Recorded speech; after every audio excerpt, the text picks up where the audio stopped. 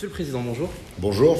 Jean-Luc Chauvin, donc président de la Chambre du commerce et de l'industrie d'Aix-Marseille-Provence. Est-ce que vous pouvez un peu nous parler de vous et surtout de votre parcours pour les jeunes entrepreneurs qui nous regardent et qui ne connaissent pas forcément votre parcours? Alors, mon parcours est simple. Moi, je suis né à Marseille, marseillais. J'ai fait mes études à Marseille, enfin à Aix pour les études supérieures, mais à Marseille pour le lycée. Très vite, donc, je suis entré après la fac en entreprise dans l'immobilier. J'ai moi-même créé, j'ai repris une entreprise avec un de mes amis de faculté en 96 au team immobilier qu'on a développé jusqu'à aujourd'hui être une PME du territoire dans les différents métiers de l'immobilier, essentiellement aux clients personnes physiques, particuliers donc, habitation, à la fois en syndic, en gestion, en transaction, sur Marseille, sur la Ciotat, sur le Pays d'Aix, mais aussi sur les Alpes, avec à peu près, puisque sur les Alpes on a des saisonniers, entre 60 à 70 collaborateurs suivant les périodes de l'année. Je suis bien sûr marié, avec 2 enfants aussi, ça c'est mon parcours privé. J'ai toujours été engagé en fait, j'ai toujours pensé quelque part que pour être dans un bon équilibre, il fallait donner aussi un peu de son temps à la collectivité. Donc quand j'étais jeune, je suis rentré à la section jeunes de la FNAIM, je suis devenu responsable des jeunes de la FNAIM des Bouches-du-Rhône, puis responsable national, je suis devenu président de la FNAIM des Bouches-du-Rhône, puis j'étais le plus jeune président de la FNAIM des Bouches-du-Rhône, à l'âge de 30... C'était en 2003, donc à l'âge de 33 ans. De 2003 à 2008, puis de 2010 à 2015, j'ai été président de l'UPE 13 des Bouches-du-Rhône, de l'Union pour les entreprises des Bouches-du-Rhône. Et en 2016, j'ai été élu pour la première fois à la Chambre de commerce et d'industrie d'Aix-Marseille-Provence, qui à l'époque d'ailleurs s'appelait Marseille-Provence. Et j'en ai pris la présidence pour un mandat qui s'achève en fin novembre 2021 de 5 ans et au terme duquel on a transformé cette maison et notamment son nom en l'appelant Aix-Marseille-Provence, puisque le périmètre sur lequel on intervient, c'est l'ensemble du territoire métropolitain. Le nom président de CCI, qui est une institution très importante dans l'entrepreneuriat en France, votre vision du rôle des CCI aujourd'hui? Alors c'est très simple, une chambre de commerce, c'est la maison de toutes les entreprises du territoire, c'est-à-dire des 134 000 entreprises du territoire métropolitain d'Aix-Marseille-Provence. C'est là où on regroupe tout ce qui touche à l'économie au niveau des entreprises. À côté de ça, il y a une chambre consulaire pour les artisans et une chambre consulaire pour les agriculteurs, qui ne sont pas tout à fait les mêmes métiers. Bien que pour les artisans, la plus grande partie des artisans soient artisans en nom propre, mais aussi comme ils sont en société, adhérents, membres de la Chambre de commerce et d'industrie. Les missions sont simples. Depuis la naissance de l'entreprise jusqu'à sa transmission, quelle que soit sa taille, son secteur d'activité, dans le service, dans l'industrie, dans le commerce, qu'on soit une start-up, qu'on soit un consultant, qu'on soit une grande entreprise du territoire, une petite TPE, une grosse PME, une ETI ou un grand groupe, on est à partir du moment où on a un registre du commerce sur ce territoire, membre de la Chambre de commerce et d'industrie. Et notre mission, c'est d'accompagner toutes les entreprises, depuis leur naissance jusqu'à leur transmission, pour faire plus de business. C'est la première mission. Ce sont des missions légales. Nous sommes des établissements publics de l'État avec des missions légales. Donc première mission, c'est accompagner les entreprises à faire plus de business. Donc créer, développer l'écosystème, faire en sorte que les entreprises ici se mettent en réseau, faire en sorte de proposer aux entreprises ici des produits, des solutions pour les aider à faire du business. À l'international par exemple, en développant des liens avec des territoires, avec d'autres chambres consulaires dans le monde ou en développant des liens de business avec des entrepreneurs. Mais aussi ici en développant des produits comme le Metropolitan Business Act, c'est-à-dire des produits où on favorise l'achat local et le travail ensemble sur le territoire. Donc nous, à l'international, notre histoire nous amène naturellement à nous tourner en priorité vers la Méditerranée et vers l'Afrique, qui est un continent en plus qui a pour nous un avantage, c'est d'être tout proche et qui est le continent de la croissance, qui tirera la croissance mondiale, toutes les organisations le disent, donc une chance supplémentaire. Voilà. Donc là-dessus, on aide, on accompagne les entreprises à se développer. Deuxième sujet, on est, en tant qu'établissement public de l'État, un interlocuteur des collectivités locales et de l'État pour tout ce qui est décisions qui touchent à l'aménagement du territoire et qui sont en lien avec le développement économique. Et on accompagne les collectivités sur des choix qui doivent être favorables aux entreprises. C'est ce que moi j'appelle construire un territoire business friendly. Donc un territoire qui soit favorable au business. Donc à ce titre-là, on se préoccupe aussi des portes d'entrée d'un territoire, que sont les ports, les aéroports ou les gares. On se préoccupe d'un certain nombre de sujets, de déplacements internes ou de liaisons de notre territoire avec les grands corridors européens de marchandises, par exemple, ou d'internationaux. Troisième mission légale, prévue par la loi, dédiée à toutes les chambres, c'est que pour pouvoir aider les entreprises à faire plus de business et à avoir un territoire business friendly, il faut aussi que les entreprises puissent avoir des collaborateurs et des collaborateurs formés, des collaborateurs qui correspondent à leurs besoins. Et donc, vous le comprenez naturellement, c'est la formation. Aussi bien la formation initiale, à travers nos écoles, les écoles de notre galaxie, c'est-à-dire l'école pratique et le groupe des écoles pratiques, puisqu'on a plusieurs écoles.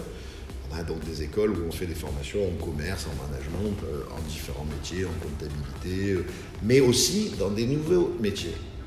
Les MTIC, ce qu'on appelle le codage, l'informatique, les data scientists, tous ces nouveaux métiers. Bon. Et puis aussi, on a des écoles d'ingénieurs. On a participé à la création de plusieurs, notamment celle de Château-Gombert, qui sont devenues centrales. Mais on a toujours avec nous, et heureusement, c'est une très grande réussite, l'ISBA-TP, qui est une école d'ingénieurs Bac+7, qui aujourd'hui, pour laquelle c'est des promotions de plus de 130 élèves qui sont formés à très haut niveau, là, c'est de l'ingénieur, Bac+6, Bac+7. Et puis, on a notre école de commerce Kedge. Et des partenariats, on est en train de développer des partenariats en Europe de l'Est, on est en train de développer dans d'autres points en Asie, des partenariats. Et pourquoi pas prochainement, j'espère, sur le continent nord-américain. Voilà. Donc, la formation. Et la formation de deux niveaux. La formation initiale et puis la formation continue. La formation continue, c'est quoi? C'est la formation des collaborateurs qui sont déjà dans l'entreprise ou des demandeurs d'emploi, ceux qui sont à la recherche d'un poste, au nouveau métier.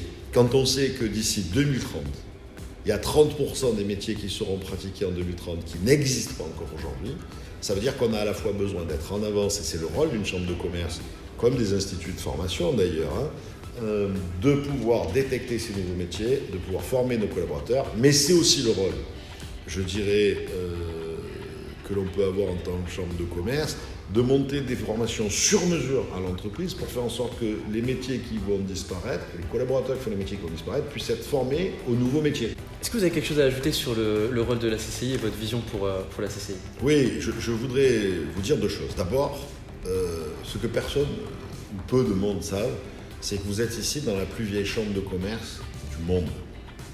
C'est la première chambre de commerce au monde qui a été créée ici en 1599. Parce que les commerçants marseillais et les armateurs marseillais faisaient du commerce en Méditerranée et étaient victimes d'actes de piraterie. Quand je vous dis ça, et de la même façon quand vous montez dans l'escalier d'honneur de cette maison et que vous voyez le portrait de mes illustres prédécesseurs, vous comprenez, vous prenez la dimension ou le poids, la responsabilité, je ne sais pas comment je dois le dire, de la mission qui est la nôtre et de la mission qui est la mienne en tant que président de cette chambre de commerce. Et cette mission, elle est notamment de pouvoir, dans des périodes de transition, de transformation, aider les entreprises à se transformer plus vite, les accompagner à réussir ces transitions, parce que plus vite on se transforme, plus vite on gagne des nouvelles parts de marché, plus vite on développe le business de ce territoire. Mais aussi notre attachement à cet écosystème, à cet environnement méditerranéen et donc à ce lien, à cette porte d'entrée entre l'Europe et l'Afrique. C'est essentiel dans l'histoire de notre territoire, c'est essentiel dans l'histoire du business, dans l'économie, dans le développement des entreprises de ce territoire. Et je pense que ça fait partie de nos valeurs fondamentales. Et à la fois, on a des responsabilités de transformation, d'accompagnement, on a des responsabilités vis-à-vis de la Méditerranée, vis-à-vis du continent qui est l'autre côté de la Méditerranée, l'Afrique tout entière. Mais aussi, je vous dis,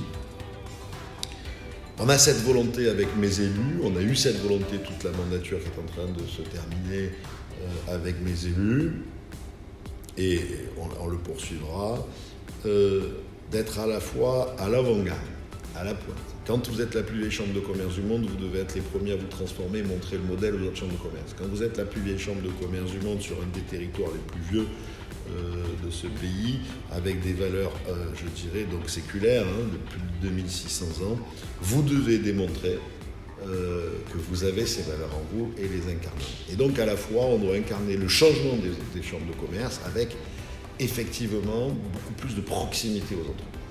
Voilà ma conception de cette chambre de commerce. Et pour compléter les 3 missions que vous m'avez demandées, prévues par la loi dite régalienne, on met cette perspective et cette vision que je viens de vous donner.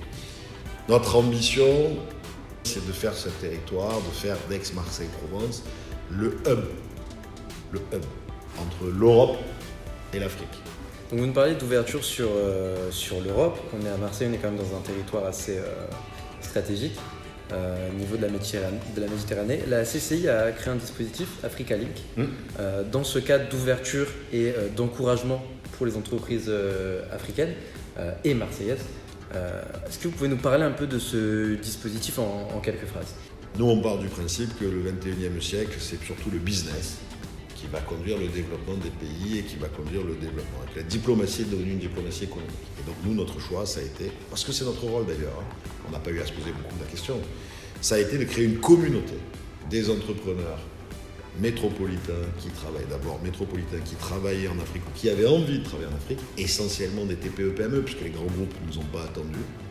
Puis ils ont peut-être des méthodes qui sont plus proches de la diplomatie politique que la diplomatie économique. Et de créer donc une communauté d'entrepreneurs d'ici, avec des entrepreneurs des différents pays africains dans lesquels on est aussi parti d'un principe, on va se le dire entre nous, on n'est pas connu pour être les meilleurs en France avec les langues, et pas forcément non plus à Marseille. Et donc on est parti d'un principe où on avait ici une diaspora, ce qui est une chance. Pourquoi ? Parce qu'on a d'abord une métropole où il y a 39% de jeunes qui ont moins de 30 ans. Et que ces jeunes, enfin il y a 39% de la population qui a moins de 30 ans, et que ces jeunes, souvent ont encore des liens, des cousins, des histoires, des familles, des amis, des parents, des oncles. Et ces jeunes sont un ferment supplémentaire, une chance, moi je dis supplémentaire, pour pouvoir créer un lien et développer des liens de business. Et donc on a créé cette communauté Africa Link au début de la mandature en 2017. Aujourd'hui, c'est plus de 180 entrepreneurs qui sont ici regroupés de TPE-PME, parfois certains qui sont allés pour la première fois faire un export avec Africa Link et qui ont réussi, qui sont développés. Mais c'est aussi une communauté d'une dizaine ou d'une quinzaine de comptoirs en Afrique, avec des chambres de commerce et d'industrie francophones, mais aussi maintenant avec des chambres de commerce et d'industrie dans des pays anglophones. Une question très simple. Donc, nos émissions s'adressent surtout aux jeunes entrepreneurs marseillais de la région et bien sûr de France qui souhaitent se développer, qui souhaitent avoir accès à une formation, savoir comment gérer une entreprise, comment ouvrir et comment réfléchir pour l'ouverture de son entreprise. Question très simple, aujourd'hui je suis jeune, j'ai envie de créer mon entreprise. Pourquoi est-ce que je m'implanterais plus à Marseille plutôt qu'à Paris, par exemple ? Ouais, j'ai rien contre Paris. Mais à Marseille, vous êtes sur le plus beau territoire du monde. C'est pas moi qui le dis. C'est la géographie, c'est l'histoire, c'est la climatologie et c'est les connexions au monde. En plus, après la crise sanitaire que nous sommes en train de vivre, les meilleurs, les talents, historiquement, ont été attirés par Paris parce que c'est là qu'on pouvait le mieux progresser. Mais en fait, avec le 21e siècle et les câbles numériques, avec la transformation des données, on est en train de se rendre compte qu'on n'a plus besoin de vivre à Paris, de faire sa carrière à Paris pour réussir. Et Marseille, de ce point de vue-là, est un lieu magique.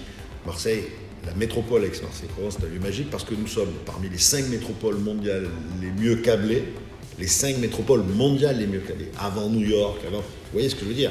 Vous allez plus vite quand vous envoyez une info de votre PC ou de votre Mac à Marseille, vous allez plus vite en Australie que quand vous le faites de Paris, de Londres ou d'Amsterdam. Mais aussi plus vite quand vous le faites de New York. Donc vous vous rendez compte le sujet. Et donc dans la transformation où on a beaucoup de choses qui vont s'opérer à distance, avec le sujet de la téléprédiction, de la télémaintenance, tout ça, vous avez l'emplacement dans un cadre historique de bonne qualité. Pourquoi ici vous êtes mieux câblé ? C'est pas le fruit du hasard. C'est pas non plus la décision des hommes. C'est la géographie. C'est parce qu'ici les câbles arrivent naturellement et qu'ils peuvent très vite aller vers l'Asie, très vite aller vers l'Afrique, bien sûr, est très vite allée aussi vers l'Europe, mais très vite allée vers l'Amérique du Nord ou l'Amérique latine. Donc, c'est ce que je vous dis, le poids de l'histoire. Et puis, la crise sanitaire a aussi mis en avant un autre élément, et les plus jeunes d'entre nous, vous les jeunes, vous le savez mieux que moi. Votre préoccupation, moi, ma génération, c'était d'abord le travail pour pouvoir avoir une certaine capacité à avoir une qualité de vie. Et vous, aujourd'hui, vous avez décidé, et ça s'est accentué, ça se voit de plus en plus avec la crise sanitaire que l'on vit encore, hein. Vous avez décidé que c'était en premier la qualité de vie, que le travail devait juste permettre d'alimenter le niveau de qualité de vie. On dit la même chose, mais pas dans le même sens. Et donc ça veut dire que vous avez décidé de passer au cœur votre qualité de vie, la qualité de vie de votre famille, et vous aurez une meilleure qualité de vie ici, parce que le coût de la vie est moins cher, parce que vous avez l'environnement, la mer, les montagnes, les collines, le soleil, et tous ces éléments naturels qui sont des atouts indéniables. Donc oui, il y a un atout très important. Et par rapport à d'autres métropoles françaises, je ne devrais pas dire ça en tant que président des chambres de commerce métropolitaines, mais on a des atouts qu'ils n'ont pas, notamment ce fameux câblage, mais notamment aussi ces connexions, parce que quand on a besoin d'aller à Paris, ici on est très bien connecté avec un aéroport international, mais aussi avec des TGV, que ce soit à Aix ou à Marseille. Et avec les futurs travaux, que j'espère les plus rapides possibles, de la gare TGV, enfin de la gare Saint-Charles, pour pouvoir accélérer le nombre de TER et de TGV, là aussi on aura un certain avantage. Après, c'est vrai, on est un peu moins développé en transport en commun que la capitale, parce qu'il y a toujours eu un phénomène de centralité à Paris, parce qu'on est un peu moins, parce que peut-être sur le territoire on a eu d'autres priorités, on a peut-être un peu d'autres, difficultés sur certains niveaux de culture haute, mais on a une culture de la rue, on a une culture bouillonnante, on a une qualité de vie, on a un melting pot, on est déjà une ville-monde, on est déjà sur un territoire monde, et on n'a rien à envier de ce point de vue-là à Paris. On est tout aussi cosmopolite, peut-être un peu plus tourné vers la Méditerranée. Une très belle conclusion de Monsieur le Président. Une ville-monde, c'est dans cette ville-monde que va se tenir notre prochaine édition du TYS Live, la 2e édition, le 16 octobre 2021 au World Trade Center, City Center Vieux-Port à Marseille, en présence de Monsieur Jean-Luc Chauvin, président de la CCI Aix-Marseille Provence. Les thématiques que nous allons aborder vont être autant l'entrepreneuriat pour les jeunes, comment entreprendre en étant jeune à Marseille, un territoire ouvert sur la Méditerranée, ouvert sur l'internationalisation. Nous allons aussi aborder la crise sanitaire avec pas mal de chefs d'entreprise sur le plateau, des incubateurs aussi, différents organismes de formation pour vous donner les meilleures clés pour vous développer, pour vous donner les meilleures clés pour lancer votre activité dans des meilleures conditions avec des experts qualifiés, avec des experts renommés qui seront là pour vous le 16 en direct. N'hésitez pas à vous enregistrer, une émission spéciale dans cette ville-monde. Monsieur le Président, merci. Merci à vous. Merci aussi à vous tous. Le 16, ça sera un grand moment, vous l'avez dit. Un grand moment parce qu'à la fois, on verra que la crise, c'est une opportunité. Et c'est une opportunité pour nous tous. C'est une opportunité pour ce territoire.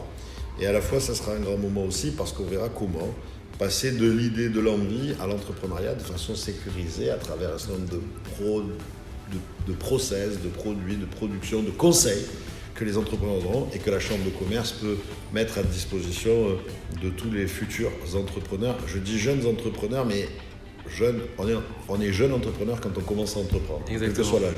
Jeune dans la passion. Exactement.